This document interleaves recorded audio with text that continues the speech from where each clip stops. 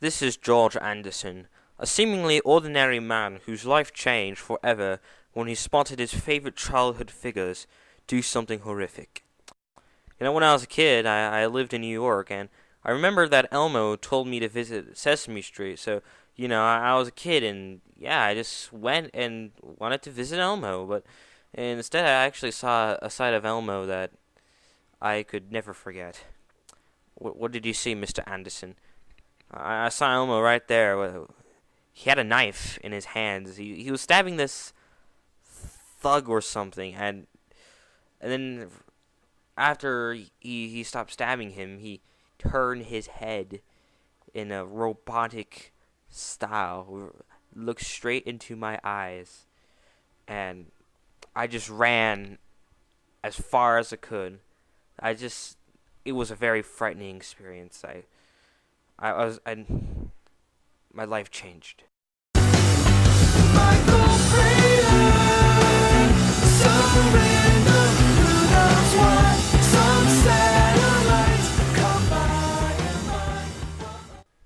So you guys ever wonder what trying to survive a puppet apocalypse would be like?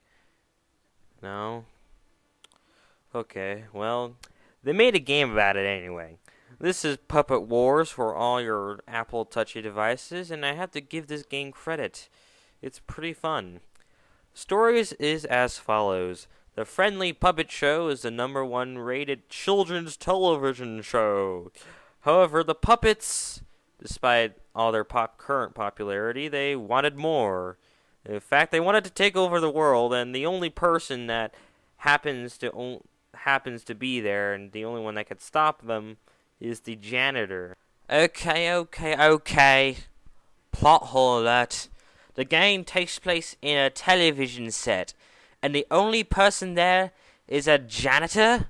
And where's the director? Where's the camera operators? I mean, where in the world is everybody? There's gotta be security lying around somewhere. I mean, where's everybody? It can't just be the janitor. Anyway, this is your standard first-person shooter game, but you fight puppets instead of zombies or soldiers or all that mumbo-jumbo. The controls are fairly simple, just a joystick to move around using your left thumb, and you aim around using your right thumb. Nothing really beyond that. The controls feel fine, but however, throughout the first few levels, the controls feel a little unresponsive, but that's likely because you start off with a broom and a pistol, which are the worst weapons of the game. And speaking of weapons, there's actually quite a few. Weapons range from firearms like submachine guns to crossbows that shoot out plungers to ray guns, as well as melee weapons like katanas to mystical swords.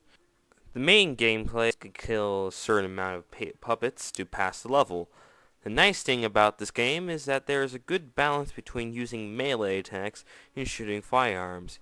If you do not use the balance, you will surely die quickly, because despite its humorous and lighthearted tone of the game, it can get very intense, and your fingers will definitely get a workout.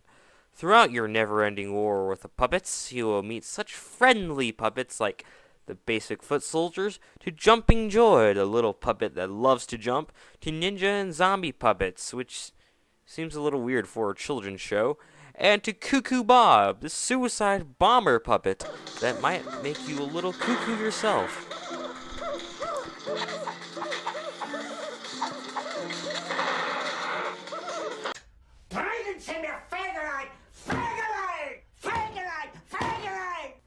The only few complaints I have for this game is that I think this game should just be free instead of $1, because I think there isn't enough that this game offers. But other than that, the game was solidly made, and I highly suggest this game if you're a fan of shooter games. I give this game a B+.